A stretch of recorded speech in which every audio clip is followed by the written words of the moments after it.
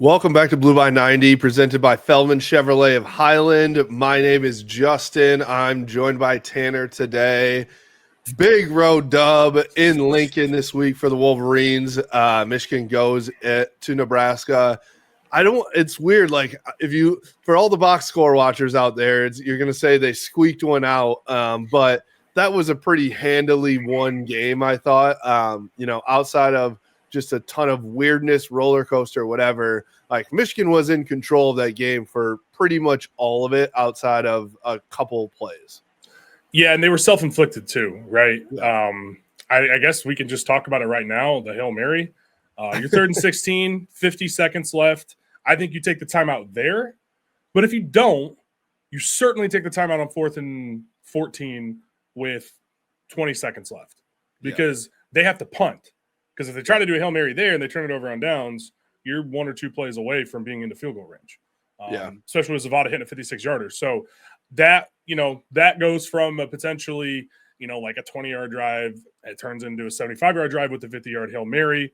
And then in the second half, you get them stopped. It's 4th and 17, and Hillman just has a super dumb, and he was doing that all game. Like, I understand we talk about DBs and like just the trash talking that goes on, but you have to be smarter than that. So that goes from a negative, 7-yard drive into a 70 or like a 60-yard field goal drive. Right. Like, you got to be better than that.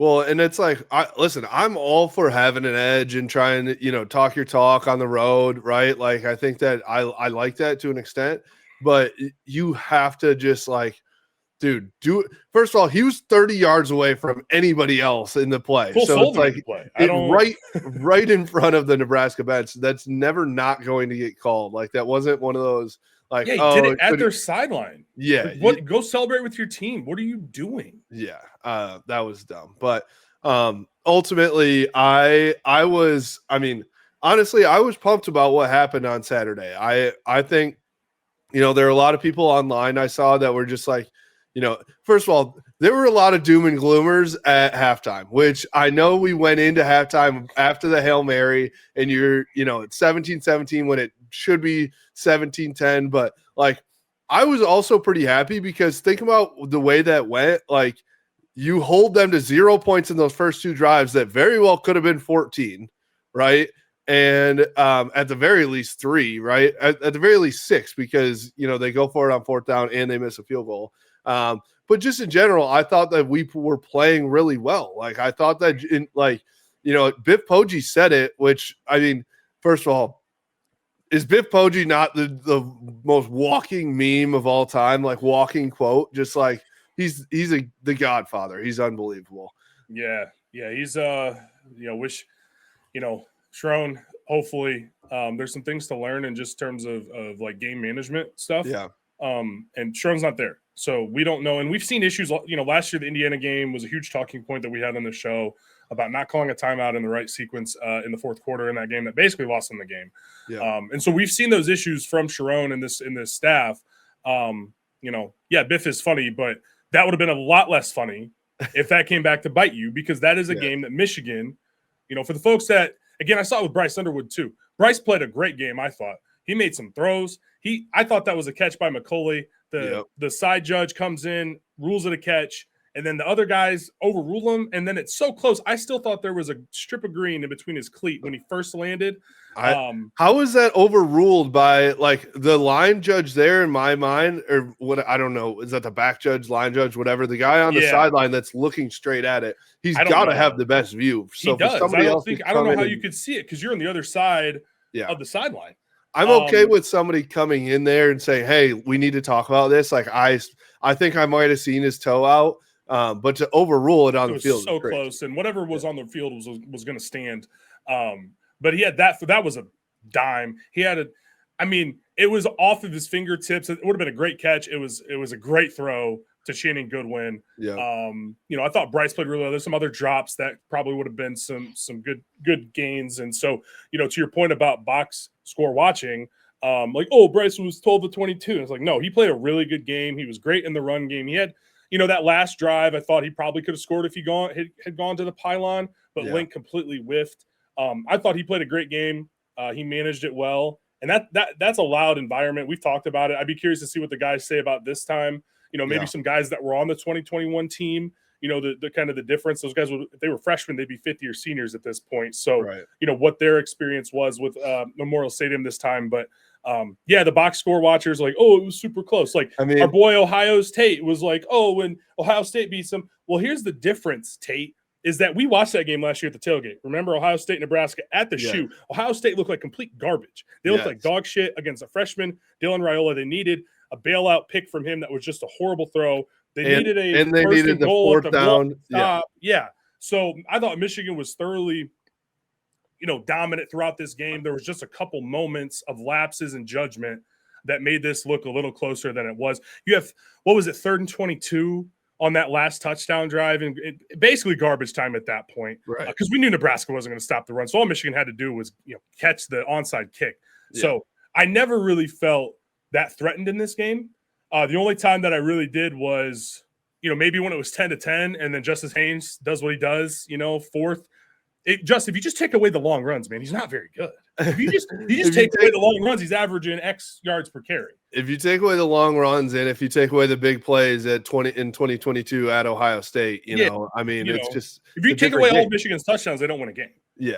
But no, what I was going to say too about Biff is like he said it in his post-game press conference that he told the team at halftime, like, "Hey, we're tied, but we're beating the snot out of them physically." Love that quote, by the way. It's just a football guy quote. So football guy, but that was how I saw it pretty much all game long. I mean, I think that to your point, like overall, we'll dive into the running game and then the defense here in a minute.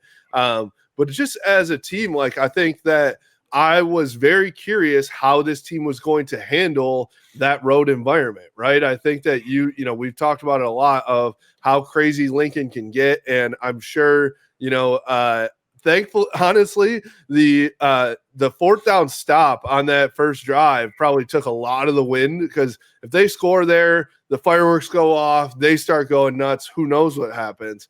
But just in general, I love the fight that our guys had because, I thought that in Norman against Oklahoma, like there were times where you're just like, man, I just don't know if they have that like oomph right now. They don't have the juice. I think they were trying to manufacture it, but it never came out. So overall, I was pumped with a couple things there with just like, being calm and comfortable in that environment. And also like when things did go wrong, they responded. It wasn't like, oh, the Hail Mary happens, the penalty happens, stuff happens, and they just like roll over and they're like, shit. It was like they responded immediately almost every time, which I love that. Yeah, well, and to your point about just, the road environments, I mean, those are the two toughest road environments out of the way by the middle of September. Because if you look at their schedule, the next road games are at USC.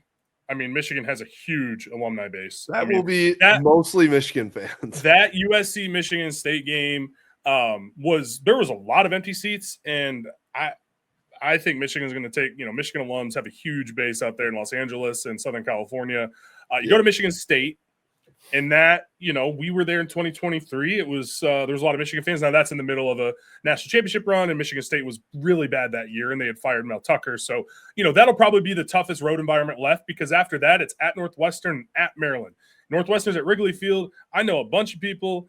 A lot of us we already have our hotel booked, got to get tickets, but there's going to be a lot of Michigan fans there. And then Maryland, too. DC has a huge presence of Michigan fans and alums. So you look at the schedule, like, bro, I mean, I don't want to get ahead of myself, but I think this game kind of changes my perception of this team and the trajectory that they have, because there are things to clean up, but you can tell that it's a very talented football team. Yeah.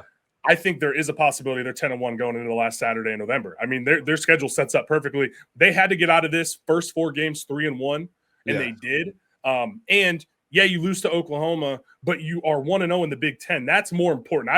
If you would have told me, hey, you're going to be 3-1 and you can have your choice of which game, I'm taking Nebraska, because that's a Big Ten game. And also, I lived in Omaha for 10 years, so I'm at a wedding with the do not disturb on my phone, trying to watch the game in between things and come back to it. And there's like 80 text messages. It probably been 150 text messages if Michigan had lost that game. But I think that sets you up, and you're going to be in contention for a Big Ten title spot. Yeah, I definitely agree. First of all, shout out to our guys at No Block, No Rock. It was fun to have them on our podcast and be on theirs this past week. I genuinely I've got a couple other Nebraska friends too. Like, man, you know, I think that 99% of Nebraska fans are very nice. There's some bad accounts on Twitter that just annoyed the shit out of me this Did week. you enjoy the I quote tweeted it with the video of the play clock on that 3rd and 9 on that big boy drive? Did you see that? I think it was Husk Guys on Twitter, and he's like, it was a full second or maybe even 2. Bro, you look at it, it's literally like 0.3 of a second, and Bryce, the ball is out. So in that situation, people complaining about that, we know as Lions fans, because we saw that in the Ravens game a few years ago, and we've seen it other times across football, the official is a human being. Yes. They can't just be like, oh, it's 0, and that we're going to call a delay of game. No, that's not how that works. Well, the NFL has come out and said this too, where it basically, for it to be a delay of game, they have to look up at the clock, look back at the snap, and if it's not snapped by then, so you kind of do get an extra second of there's 0. A buffer period, but they were it was at least 1 full second, maybe 2. And I went back, and I'd love to look at the cut of the video, because it's literally less than half a second, and an official can't just look, that's not how officiating works, right? So that was just one example. But a lot of talk this week on Twitter from certain fan bases. I mean, it was a lot of people. The haters wanted Michigan to lose that one really, really badly. Ohio State fans had the bye week, and so they were dialed in to Michigan. Oh, of course, I will be this weekend. I don't even know who they play. I think Washington. I'll be hate watching. And then MSU with them playing it. I bet you there was how many do you think more Michigan State fans watched Michigan's game at 3:30 than their own game at 11 p.m.? There's a chance. Tough. I gotta say, we're not Michigan State fans. I do think it's ridiculous that they're forced to go out there and play at 11 o'clock. That is insane. Absurd. That's just not good for their fans. No. I mean, I do feel for their fans because I got back from that wedding we went to, threw it on my iPad a little bit, had a few beverages. So I'm like, check this out, bro. I was snoozing with 6 minutes left in the first. I was like, I'm going to bed.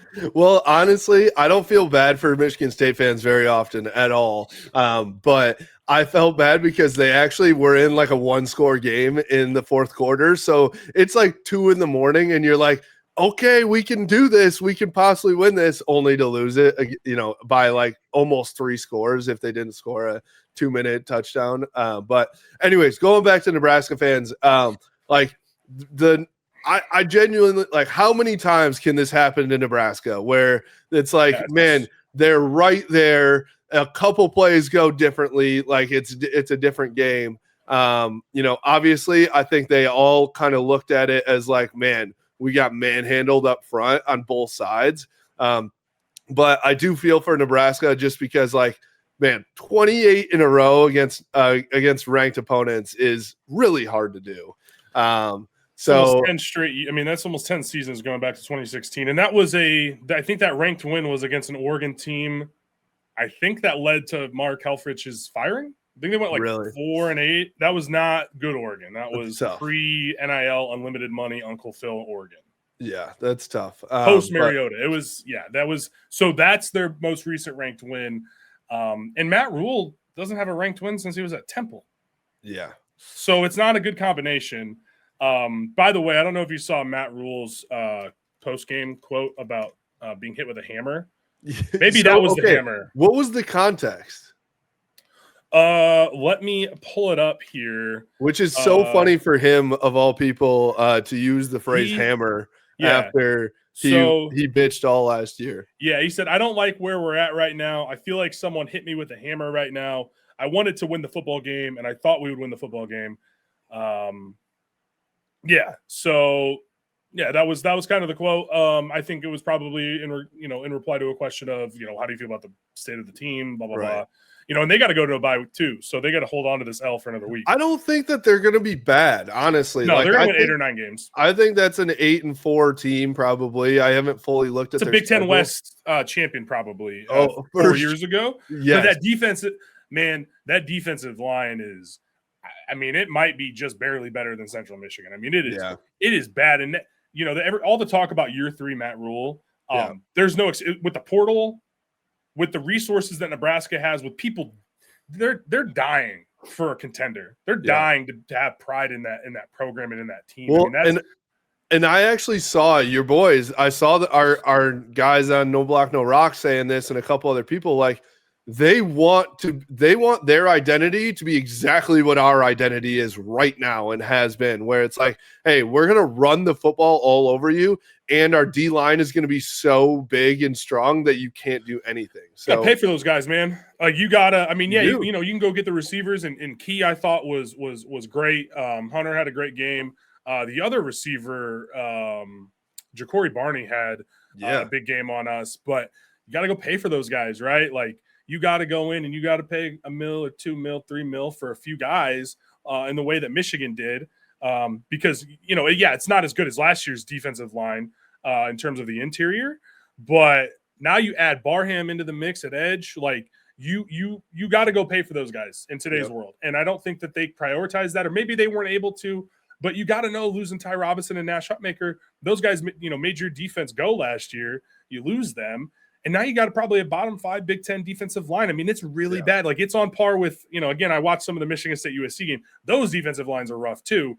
It's right in there with them, Purdue, Northwestern. Here's my take on that, and we'll get to Michigan's offense here in a second. But my take on that is what I think that a lot of the top programs in the country is they sit there and they look at their talent that they have on the field, and they're like, hey, where do we need to upgrade? And there is no like mercy on that. It's not like, hey, this guy is like worked for us for 3 years, and we really think that this could be the year. The teams that are at the top of the top go pay for somebody in the portal at the positions that they need, and it is no feelings about it. And I wonder a little bit if Matt Rule is like, man, we want our homegrown Nebraska guys that have been with us, and like that's where you're at then. That's kind of what I've seen from some guys. Like you look at Signetti. I think Signetti's kind of a dickhead, but he has zero feelings about like who's loyal to him and who's whatever. He's like, no, I'm going to go and get the best talent that I can at every position, and it's working. Well, and they tried to do that in the offensive line, right? Because they went and got Rocco Spindler. I think he played every snap. He wasn't great. He was down to Michigan and Notre Dame at the end of his recruitment, right? I mean, yeah, and coming out of high school, and it was kind of initially in the portal, it was like Michigan's going to go get this guy. Right. Truthfully, I would take Afobe and Guanera over him right now. And then they also went for Elijah Pritchett, I believe, who's from Bama, I want to say. And he hasn't played much at all. They're still throwing out Turner Corcoran. I mean, he only had 5 snaps, but that's crazy that he's still in college football. He's been brutal for them. A lot of my friends, I could probably search his name in my messages on my iPhone and like find a lot of negative things about him. So they tried to do that. But yeah, I mean, I think just in the trenches, that's Michigan's identity. That's who they've been. That's who they want to be. You can see the way that they recruit. I'm really excited about the guys that are coming through the program right now. You're seeing a lot of growth again on the interior line. Greg Crippen was a dog. Let's talk about the offense. Go into it, Tanner. His ability to, on those stretch plays, those outside zone plays, to just his quickness and his smarts, so on the Jordan Marshall touchdown run, and we'll talk about some of his big plays because he sprung a couple long ones. Like he's going to grade. I think I think I saw the PFF grades. I think he should have graded a lot better than he did because you spring a couple long touchdown runs, that's worth 14 points, right? You're right. But on Jordan Marshall's run, he crosses to the defensive lineman who's kind of slanting down for that stretch play. He blocks him, and then he gets to a backer, seals him, gets him, and then there's another backside linebacker coming, and he gets blocked by the guy that he's blocking. So he gets 3 guys, and Marshall's gone. And then on the Jordan Marshall run, I believe it's a stunt by one of the defensive tackles. He just gets him completely out of the way, and then Marshall has a one-on-one with Buford, who has no idea which way he's going to go. He stutter steps, and he sprints, and he's gone. Yep. Like the offensive line, I thought, in the run game was, I mean, there's no other way that you're running for 31 carries for 290 yards, 9 yards an attempt without your offensive line dominating. They were absolutely dominant. Well, and I think that, like, obviously you look at the long runs and you're pretty pumped about those, and a lot of people are like, well, that's, just a couple plays, like you said. But I thought that they played really well, not, just in the run game for the whole game, but also they protected Bryce like 90% of the time. I mean, obviously you have the one sack where Bryce fumbles, which again, self-inflicted. Like, I think the one criticism I have of Bryce right now is, go down. He's got to learn. That's a tough one, obviously. Like, you're in the middle of everything, but even on the one run where we're very close to the end zone and he almost broke up. that. I know, like, he that's did. that's why I think he was trying to fight so hard on that fumble. I know, because he almost got a first down and he might have had a lot more. I mean, we saw that was a great play call, by the way, on his touchdown. The offensive line did a great job, and then he's gone. Oh my God. Is he a 4.5 guy? Dude, he's so fast and so big. I looked to my father-in-law because we were watching it before the wedding reception at the Airbnb, and I was like, dude, he's Cam Newton. I mean, he runs just like him. And I love that play call for us too, right after the turnover, right? I mean, you just go right at it. I think, honestly, I would have loved to have that play call 3 more times in that game in the second half, because you never saw it again. But no, I thought that, honestly, the O-line deserves, every single one of them deserves a game ball, especially after the criticism that they've had over the past, few weeks. I think I love it, everything for Greg Crippen, because, like, there were a lot of people talking about, hey, after that Oklahoma game, we got to bench him. We got to, get him out. And he's come out with a vengeance the last 2 weeks and played his ass off. And so love that. The best part about it, you went and did all that without Gio, right? So you have no Gio El-Hadi, and, you play what I thought was your best game as an offensive line. So you have to think that they're only going to get better. Bryce is only going to get better. I mean, I think that, the funny thing about Bryce's stat line, like, that's a JJ McCarthy stat line so much, of, what was it, 12 for 22 with a little over 100 yards. He should have had a couple hundred yards, man, to be honest. Like, I mean, they just left a lot on the field, unfortunately. Let me ask you this too. I think the one thing, I know you didn't have to in the second half because you were running the ball so well, but, like, why not take a couple shots downfield or see what can happen? I don't know. I would have loved to see them just like, all right, let's push it downfield a little bit. And also, hey, let's bring out that quarterback run again. I mean, what were your thoughts on that? Yeah, I mean, I think the issue really is, and it boils down to, Hogan Hansen's out. Marlon Klein's still a little banged up. So, just looking ahead, you get through the bye week, get those guys healthy, because they're 2 of your 3 best pass catching options, right? Because McCauley is clearly the best receiver you have. Yeah. And I've had a lot of people like, oh, I thought he'd do more. Well, it's really difficult when you're the only guy that is a real threat when you catch the ball. 1, catch the ball, and 2, make a play. Yep. Samaj did some nice things. He had some drops. Shannon Goodwin, again, that potential touchdown throw, I give him a little bit of grace because that's off his fingertips. It's a difficult catch. You're trying to look over your head, and you got a DB right on you. It's not. But easy, man, there's some underneath drops. Yeah, I mean, that play is not easy. It's one of those things that, like, it's not easy, but it needs to be made. You know what I mean? That's a play that certain people watching are going to make some calls in December and say, let's go get X, Y, and Z. Correct. Right? Because I think if you're going to have first off, and I'm very excited about 2025 Michigan, by the way. Like, again, this game changes their trajectory, in my opinion, the way that they won it. There's things to clean up, but this is a team that can compete to get to Indianapolis. But I think you're just going to see a lot of interest in the offseason and wanting to play with Bryce Underwood for the next 2 years. So I think you might have to overpay a little bit for some wide receivers. Not as much as before. You're very correct. I think that price is maybe coming down a little bit because you're understanding that you're going to play with a top flight quarterback. I agree, but I do fully expect them to open up the checkbook for 2, maybe 3 wide receivers. You have to. I mean, you absolutely have to, because you're going to lose McCauley. He's out of eligibility. Marlon Klein, I think, is out of eligibility. I don't know exactly. He is. So you're going to lose some guys, and I think you're just going to have to recruit your way out of this problem. But I do think that this is kind of the biggest weakness on this Michigan team, is just the ability to get open and catch the football. Like that's keeping this team from like being able to be better than 2021 Michigan, right? Yeah. Because everybody was like, "Oh, just be Cade." He is so much better than 20. If you put Bryce Underwood on that 2021 team, are you kidding me? I mean, they are literally national champs. I think. I don't know that Georgia game. Obviously, I don't know. Did you see Jordan Davis run that field goal back yesterday? By the way, it gave me PTSD when he came down the line on an outside zone with Blake Corum and caught up to him, and I'm like, all right, we're losing this game by 100. That there's no way that it should be physically possible for Jordan Davis to run as fast as he did during that. Yeah. But like if you even because they got better, obviously 22 to 23. But if you put CJ and Roman on this team, like dude, like there's just not.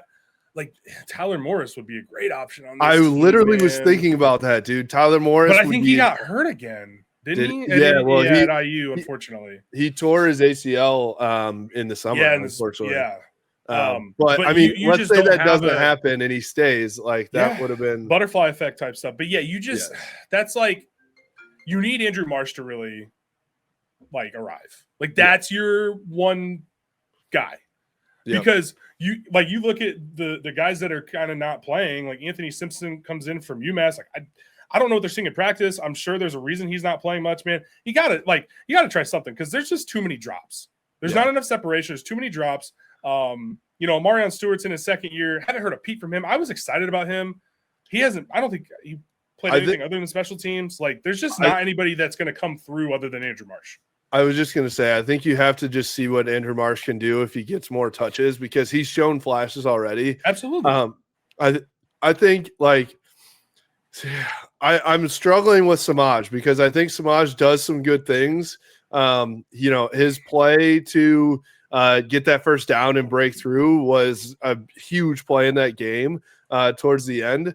But you're sitting here like this is junior Samaj Morgan, correct? Yes. And so I think he has played a lot of football for Michigan already as a third-year player, and I don't see him like breaking through to be this next level guy. And that's what I think we were all hoping to see, especially with the quarterback play being what it is. You know who I think would catch the football? Maybe not that explosive, and I'm not joking. Peyton O'Leary. Like I don't disagree. Do you give him run? Like he had run last year. The only thing with Peyton is, can you get open? Are you quick enough and fast enough? Because I think that might be our bigger issue than catching the football right now is just like having guys that are quick enough.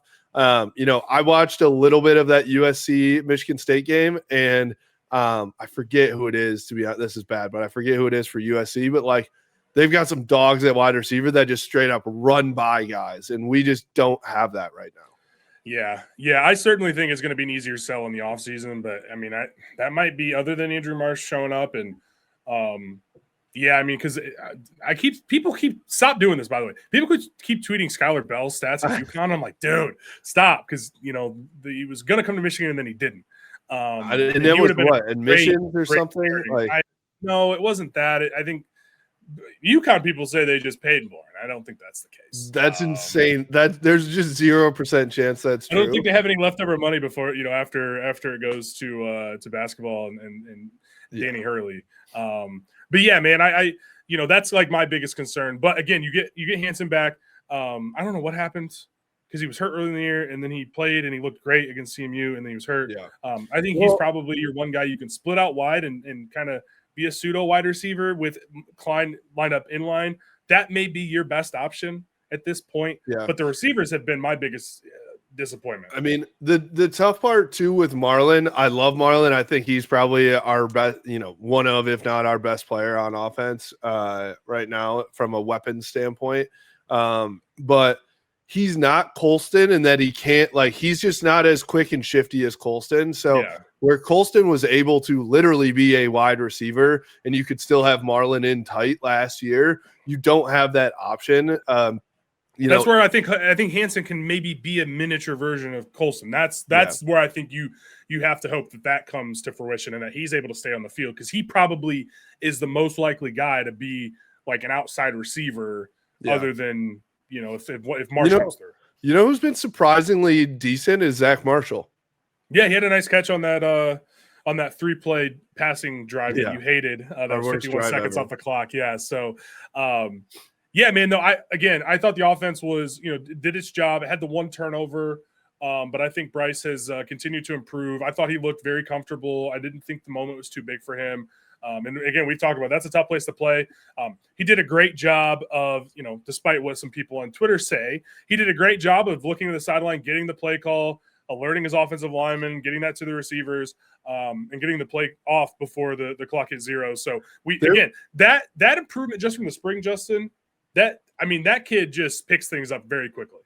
I mean, I think people are taking for granted how hard that is for a freshman quarterback to come in and basically be mistake-free in just the game management part of the game. Like, There were no miscommunications. He was able to change plays at the line in an environment like Lincoln on the road in your 4th game ever.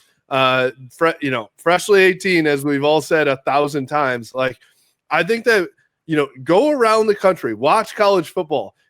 Older, more experienced guys screw up a lot. And I think for him to, do the game management part as well as he does, and also, to your point, like, never once look rattled. Never one time does he look like he is not completely under control. And that's why, like, even while he's, getting pressure and things like that, like, I think we are already taking it for granted 4 games in because we have not seen him have any of those issues. Yeah, no, I'm 100% with you. And so let's talk about that too, because I wanted to talk on this before we get to the defense, unless you have anything otherwise offensively. Go for it. So 27-20, you just had gone 3 and out on the drive that Justin hated with 3 passes. You forced a 3 and out from Nebraska. You hit the ball, like 11, 12 minutes left. And so those moments where he's looking at the sideline, getting the play call with like 12 seconds left, alerting his offensive lineman, Justice Haynes is switching the side that he's on. They're getting the playoff. You come into that drive, you have 1 conversion on 3rd down in the game. And on that drive, you have 3. And 2 of those moments where he's able to get the playoff and change the play are on a 3rd and 5 that they get what they want. They get it to Samaj. Samaj makes a great cut.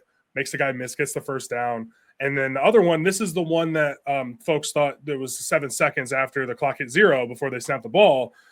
They change the play. They get a screen. Haynes makes a guy miss. He gets a 1st down. And then you have another 3rd and 10.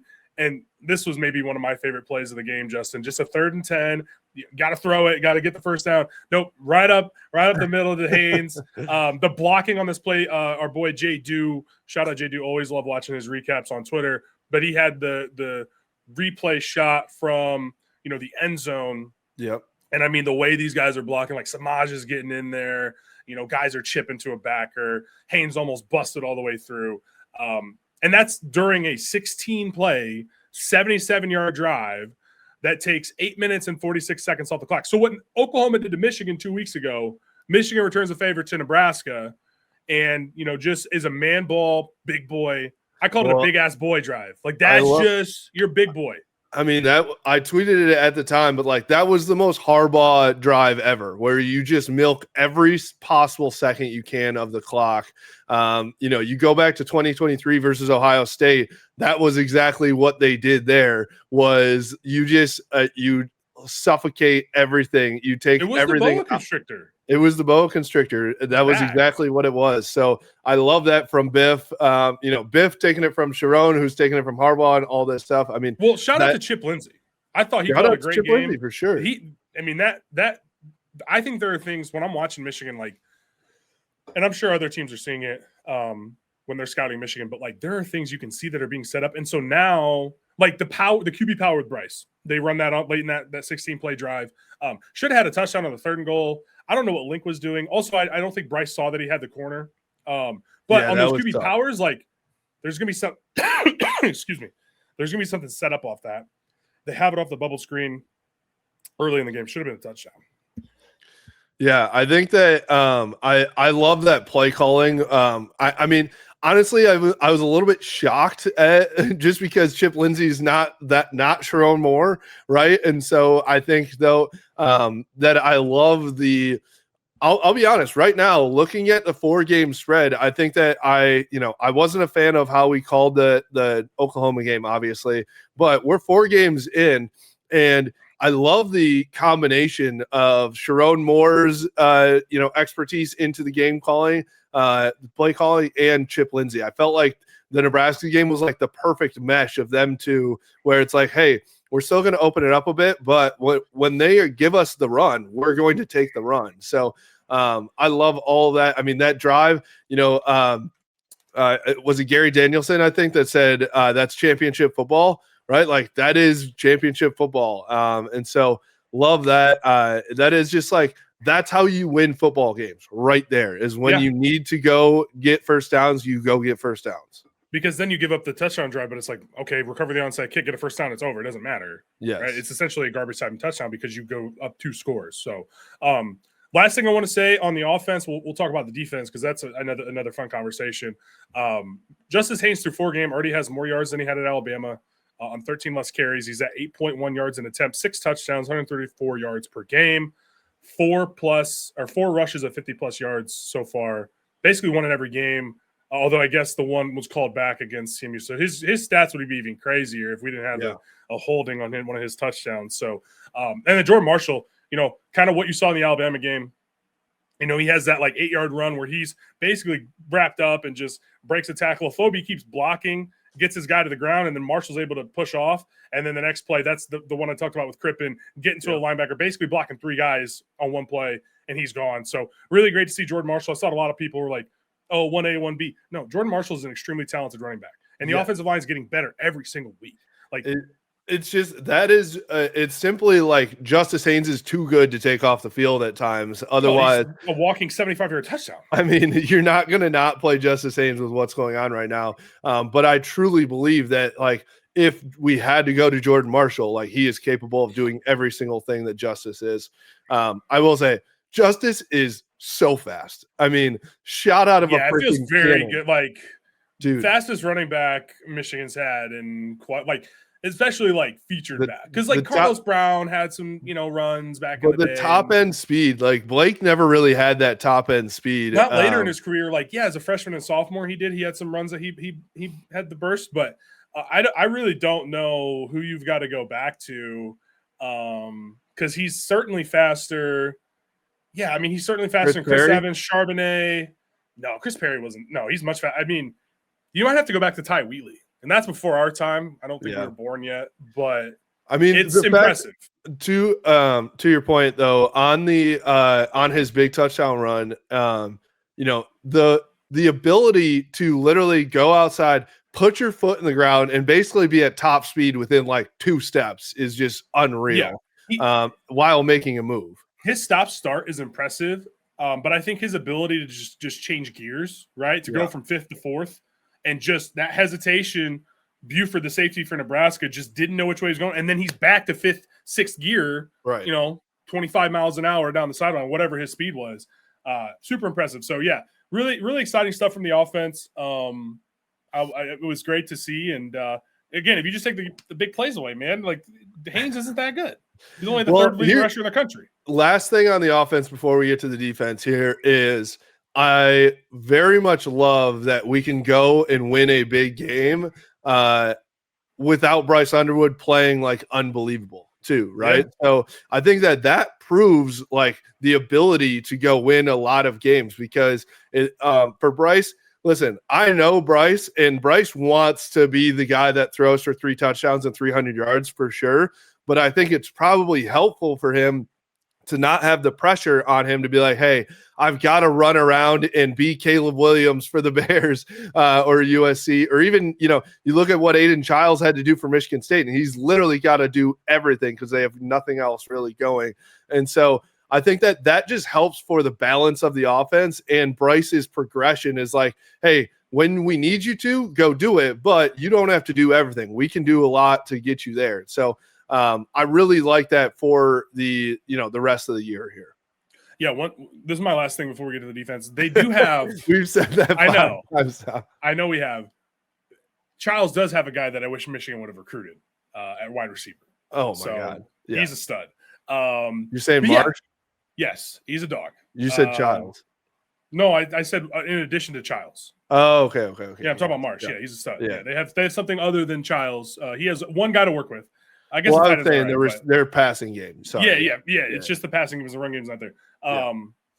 Defensively, dominant.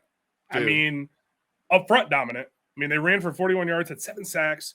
And again, we kind of talked about this pre-show here, and I'm just going to read it because, again, the plays happen, and I'm going to do what I, was just making fun of Nebraska fans for if you take out the big runs. But a lot of this was self-inflicted by Michigan because, they had the 7-play, 75-yard drive, which ends in a Hail Mary.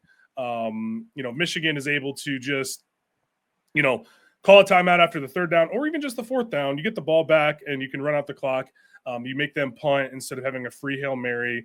And then they had a 12-play, 55-yard drive that would have ended at like -7 yards if Hillman didn't do whatever was just, super dumb. So that's like 100 yards right there. Michigan gave up 351, 75 yards on the last kind of garbage time touchdown drive. They had them at 3rd and 22 or 3rd and 19, something along those lines. So just a lot of missed opportunities for Michigan's defense to just kind of blow this game wide open and just kind of make it look a lot worse because it felt more like 30-13 than it did 30-27, right? At least in my opinion. 100%. It felt more like a 3-score blowout than it did like a 3-point sweat it out. I mean, I never really got that nervous. And I think if they don't go like, yeah, I mean, this should have at least been a 10-point victory, right? Like without I call it a garbage time touchdown. I do too. I mean, you're not getting the onside kick. Yeah, I mean, I think that like going back to what Biff said at halftime, I just felt like our defense looked like 2023, 2024 defensive line of just like you can't do anything against them. You can't run the ball. You are, Rayshon Benny. We're rushing 3 guys and still getting to Raiola. I mean. I think that where I'm like, if I'm Matt Rule, if I'm Dana Holgerson, you're like, what do you want me to do here? Like we can't do anything because our O-line just getting absolutely pushed back. And, going back to the Oklahoma game, like I felt like there were times where we did not look like the more physical team in the stronger team. Whereas like this Nebraska game, there was never a moment where we didn't look like the better team in the more physical team. No, and I think it's interesting too because our friend Mike, shout out my boy Mike Delaware from No Block No Rock. What a great last name, by the way, just a state. Like that's just sick. Love that. But one thing he said, and it didn't really turn out to be true. I don't want to throw shade or anything, but he talked about Dylan Raiola. If you just sit in zone, he's gonna dice you up. That didn't really happen. Like that first drive was just a bunch of busted plays that kind of they got fortunate. That it wasn't a sack or a fumble or a pick on a couple of those plays. Like he threw a pick on the cover 2 that Michigan didn't really disguise. They just straight up were in cover 2 and Jair broke on it. I thought initially I was like, damn, I wish, Jair would have made the play and had a pick 6. Ended up being a moot point because Bryce scores the next play, but he bumps the receiver right as the ball gets there. Cole Sullivan is a stud, by the way. Dog. I mean, that Cole Sullivan's emergence, and that was a fantastic play in the interception, but his emergence allows you to play Jayshon Barham at edge basically full time. Yes. Right. Because you had Jimmy Rolder, who, he hasn't been perfect necessarily. I've noticed some things like, man, I wish he would have, scraped a little bit better or done something differently. But he's playable. Like he's average plus. So you have now the ability to play Jayshon Barham at edge. And remember what we said, and I think I said it specifically, so not to, hurt my arm here. But he was the X factor. Like He opened up rush lanes for other guys. He was the guy that on that play that I'm talking about where Raiola just kind of flips it to the running back and then Jaden Sanders lights him up. Barham's getting pressure there. They made him uncomfortable all game long. They had 7 sacks. They got held at least a few times that I saw that weren't called. I mean, we get 7 sacks and don't have a holding call. That's kind of crazy because they were lining up and just getting off the ball and beating their guy, immediately.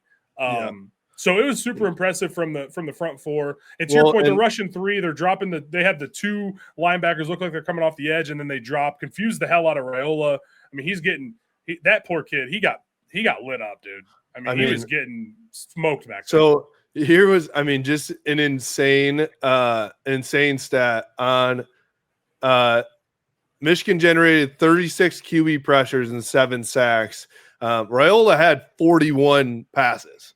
So, I mean, just pretty insane that Michigan and it looked like this. It wasn't just like the stat. Like it felt like they were literally getting pressure almost every time to him. I mean, the one where Derek Moore gets to him, he like swipes him by, which I thought was a really cool thing by Raiola, to be honest. But then I think it was Sullivan. It was either Sullivan or Roller who got to him like immediately and just drilled him. It's like, man, if you're getting past somebody, the next guy's coming. And I felt like, that was obviously the run game was unbelievable, but that was the difference for me in this football game because I just thought that like, man, we talked about that of like, you need to be able to get Raiola uncomfortable and you need to go get him. And I don't think he was comfortable for a single down of that entire football game. No, he wasn't. I think, they had the one touchdown drive that with that post throw that Michigan was in. I don't know if they were trying to disguise something. They just got out of position, and you've got Jair Hill trying to run back. You've got no safety.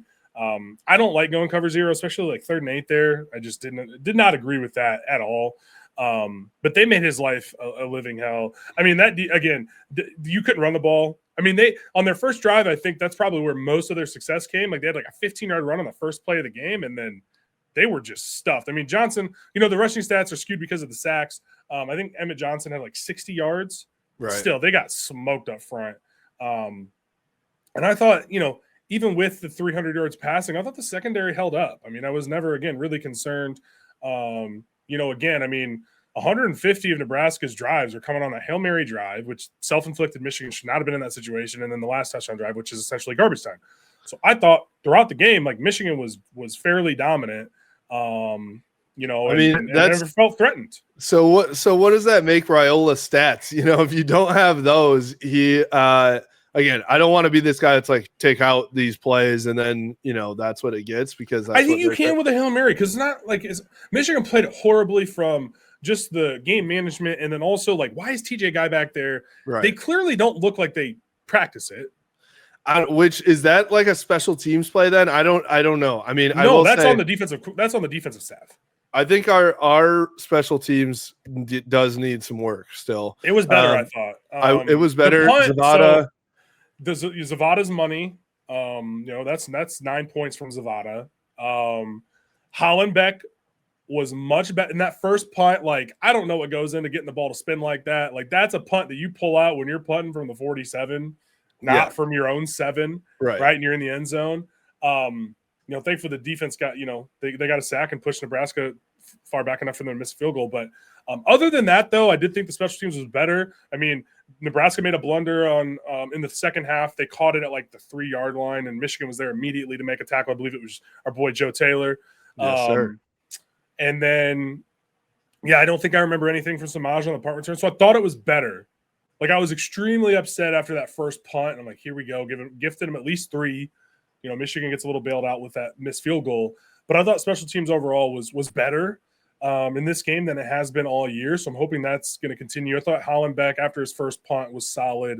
They only punted a few times that I remember. Man, I think, defensively, there's a high ceiling for this team. And I think as Barham continues to get comfortable, because you see, too, like, there was a counter play where either the guard or the tackle's pulling, and Barham just gets upfield. Like, he doesn't set the edge. He just gets upfield, and the running back just runs right behind that block. Yep. So as he continues to get more comfortable with the run game at edge, because pass rushing is pass rushing, right? Like, he's done that his whole life. But once you get comfortable and just being able to have your run fits, counter those run fits from the offense, like, I think he's going to be – I think he's going to be all Big Ten defensive end. Like, he might be. Even, I don't know how many they give out now with 74 teams in the conference, but, he's got – his ceiling, Justin, this may be ludicrous. I think his ceiling at edge, because of how freakishly athletic he is and how smart of a football player he is, I think is All-American at defensive end. Wow. Like, I think they should have done that when they talked about it last year. But hard to know, until you turn the lights on what Cole Sullivan's going to do as a redshirt freshman. But again, his emergence at linebacker is going to allow Michigan to do a lot of different things with Barham. I'm super excited about that. And everybody ate on the defensive line for the most part. Derek Moore had a sack and a half. Rayshon Benny had a sack and a half. And no, Etta got in there. There wasn't anybody that played poorly, honestly. No. I think that so I went back and looked at it for the second half. It was if you count the sacks, I believe there were 2 sacks for 7 yards apiece. If you count the sacks, then Nebraska had 0 rushing yards in the entire second half. If you don't count the sacks, it was 14 yards. In a game that, again, we don't feel that it was that close. No. The score was, though. It's 17-17. They didn't need to chuck the ball, right? But they couldn't run the ball. That just speaks to Michigan's dominance up front. They could not run the ball. The linebackers played great. I thought Hausman had a hell of a game.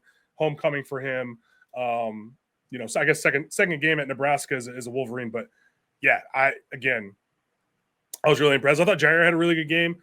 I thought so. What were your thoughts on that last touchdown drive for Nebraska? I thought the Earl's PI was weak as hell.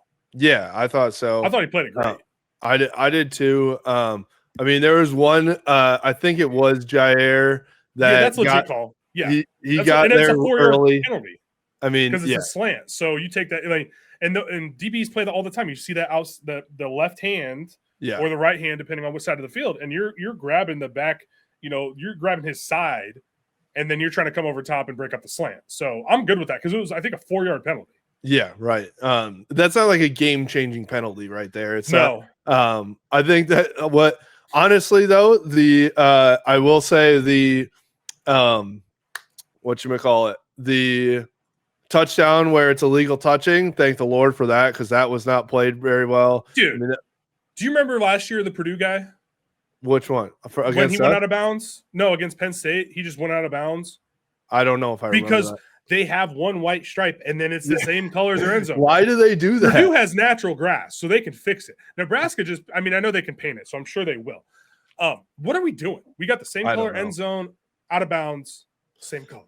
It's crazy. Either way, I do like how our young DBs played as well. I thought that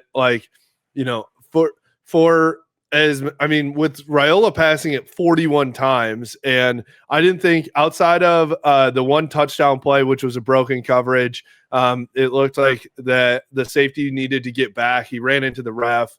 I just don't really. They're trying to disguise that, and I don't know why you're having Brandon Hillman run back. That's just you're never going to get there in time. Brandon Hillman is fast, but not that fast. So I don't love that.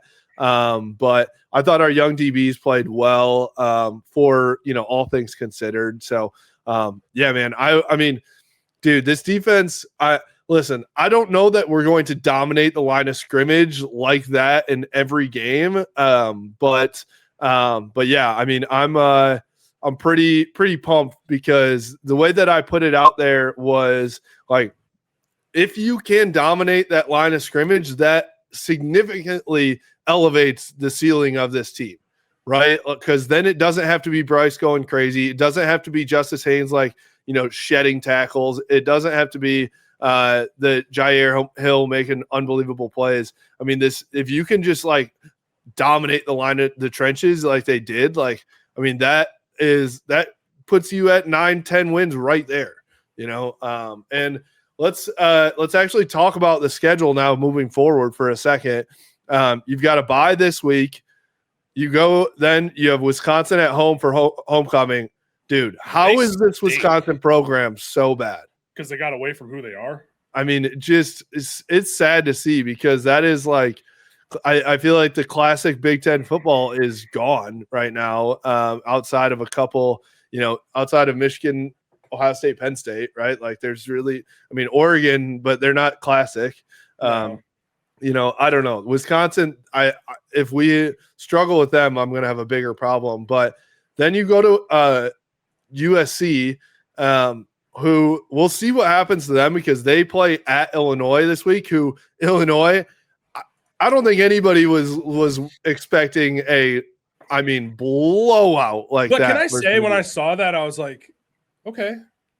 right? Like, I don't know, like, Indiana. So Nebraska last year is 5-2, and that's a big game against Indiana. Indiana does the same thing to them, right? And I'm not saying, because Nebraska struggled down the stretch, but like, is 2025 Illinois substantially better than 2024 Nebraska? I don't know. So like when I saw it, I was like, okay, yeah, that's crazy, but also like that's not that shocking. Right. I don't know. It was that for me was like Bielema versus Signetti. I despise them both. They're both annoying. Yeah, I the think Signetti's never been like that annoying towards Michigan, so I'm like, yeah, Bielema is significantly more annoying, especially yes, towards Michigan. Yeah. So I was happy to watch that happen. But no, I mean, I guess I'm talking about the schedule all in all to say there is a path to, win every single game until you play Ohio State in Ann Arbor on November. What? And then win that one. And then win that one because we haven't lost. What happens if we win out, huh? I mean, in all like it's again, this is such a roller coaster of emotions here, right? Because it's like after the New Mexico game, you're like, Bryce is unbelievable. We're going to be we're going to be so good. Then you lose that Oklahoma game, and you're like, okay, we're actually not that good. We're going to win 7 games. Then you come out, you beat Nebraska, and you're like, all right, we're back to 11-1, But there's a path. I just want to like be realistic. Like you look at the schedule, and if you can win that USC game, which will be not a tough environment, and I think that their defense is not good, that I just think that there's a chance to go, 10-1 going into that game against Ohio State. I think the two things from this game that really kind of changed my opinion on Michigan's trajectory this year and where they can get to is, again, Barham at edge, I think just opens up so many possibilities for this defense because you have a real true speed rusher on the edge to pair with Derek Moore. Derek Moore is more so like Mike Morris, right? And Barham's like I'm not going to say it yet, but he could end up being like a souped up David Ojabo, right? Yeah. So you have that strong side edge, and then you've got the weak side with the speed to pair together, and your linebacker room doesn't really fall off that much. And Cole Sullivan might be a better pure linebacker than Barham, right? Which is crazy. And then the run game against bad defensive lines, right? Like I want to see it. And Oklahoma is maybe one of the 3 best defensive lines in the country, right? And Brent Venables is leading that defense, and he's been a top defensive mind in college football for 2 decades plus. But I just think the ability for Michigan to run the football and to play defense like that, I think that gives you, over the next 6 games, 7 games, a lot of winnable games in there, a lot of games you should win. USC is the only ranked game left at the moment until the game on November 29th. And I think that like that is let's go back to our thoughts for 2025, right? Let's just say it's a 10-2 season. I mean, that is exactly where we want to be for, setting up 26 and 27 with Bryce Underwood as a sophomore and junior, right? So obviously we're not going to say, oh, we're okay with like losing to Ohio State, or we're okay with, losing at all. But I'm just saying, I don't think we are ever looking at this team as like, hey, you're going to be the national title contender. So if you can go 10-2, squeak into that playoff, I mean, that is, really, really good. And that's exactly where we want to be. Then you gear up for, you hit the portal and try to, give yourself a contender for 2026. So I just wanted to say that obviously, again, I'm not saying, I still think that this team, the progression that you've already seen in 4 games is really, really good. I'm very impressed. I know a lot of people have a lot of things to say about this coaching staff, which I don't think that they're all like unwarranted, right? A lot of it is warranted in terms of, the game management and stuff like that. But I'm very impressed by how they've cleaned up a lot of stuff through 4 weeks already. Yeah, absolutely. Again, the offensive line has continued to improve, and I've heard that Sharon has spent more time with the O-line, which makes sense because I think Grant Newsom's going to be a really good coach. He's a great recruiter already. But that's a position group that does take a little bit of time, just like the players in that position group. It takes time to get onto the field. It takes time to kind of develop as a coach. So, with Sharon spending more time, that makes a lot of sense. And the improvement from week 1 to now, I think has been, it's been big, in my opinion. It's been a big jump. So I have really liked what I've seen from the O-line. I think, again, Crippen has been great. Gornera has been great. I think Afobe's gotten a lot better, even in just the last 2 weeks. Link has improved mightily compared to last year. Still got some, pass pro stuff. And then I think Sprague is tracking to be kind of one of those guys in the next, potentially this year, but then in the next couple of years, I think he's going to be a guy that Michigan is very glad that they were able to snag when he was a recruit. So you're looking at this offensive line as you really like Link's progression. You really like Sprague's progression. And then you have Babalola and Ty Haywood on the outside here in the future. And it's like, man, that's pretty good. Real quick on the offense, I just saw this because I always got tabs up going back and forth, making sure I'm correct in what I say on stats and such like that. The 6th fastest, according to Real Analytics, the 6th fastest college football player this past Saturday was Bryce Underwood, 21.3 miles per hour on his touchdown run. And the 4th fastest was Justice Haynes at 21.5. So Bryce is maybe a lot faster than we think because of the long strides and he's bigger. That's elite speed. Let alone quarterback, but at any position. Well, I will say the two, the 2 runs that he's had in the past 2 weeks, nobody was catching him, right? No. So and he had a great run on that last drive too to get him into 1st and goal on that quarterback power for I think it was 12 yards. Yeah. He's just different. Kid's different. And we haven't even seen it all. We have not seen it all. I don't think that they have I don't think we have seen the full Bryce Underwood experience yet, and I'm so excited. I also think, I know that there's the whole green light and unleashing, Bryce and all this stuff. I think that they're playing it well, though. You don't want him to just you watched what happened to JJ McCarthy with the Vikings in that game, and it's like, man, you don't need to have them run wild right away.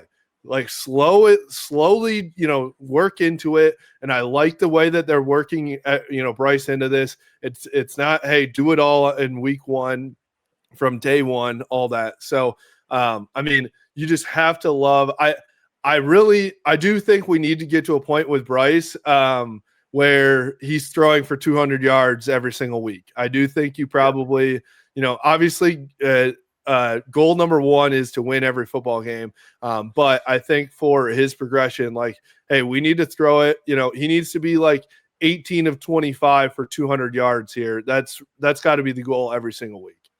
Yeah, and again, his receivers help him out. He's at 200 yards. He's probably 17 to 22, 200 yards. A touchdown. Again, that one to McCoy, that's one of those throws, right? Yeah, and you're seeing those every week. He's making those throws where you're like, okay. He has another one on a crosser to, is it McCauley? Where he flips his hips, rolls to his left, fires. The kid just got it, man. I'm so excited to see him progress throughout the rest of the year. This is a big improvement week. It's not an off week, man. I'm sure that's going to continue even after Jim Harbaugh left. It's a work week, and excited to see. I think there's going to be some guys getting healthy, we going back to the defense. I think Zeke Berry's been out since Oklahoma, and Jaden Sanders has been a dog. Yeah, he is. He has been phenomenal. So you've gotten a lot of guys, a lot of experience. You're going to have another few games, before and after the USC game, where you're going to be able to get some guys some run, because I think Wisconsin is just broken. He may be fired by the time that game gets here. Purdue, they looked. Offensively, they put up 30 on Notre Dame, which I think says more about Notre Dame than it does them. Right. But they get 56 dropped on their head, so you're going to have some opportunities to potentially, get some big leads and get some guys some experience, because that's going to pay dividends come November. So yeah, man, good win. Love beating Matt Rule.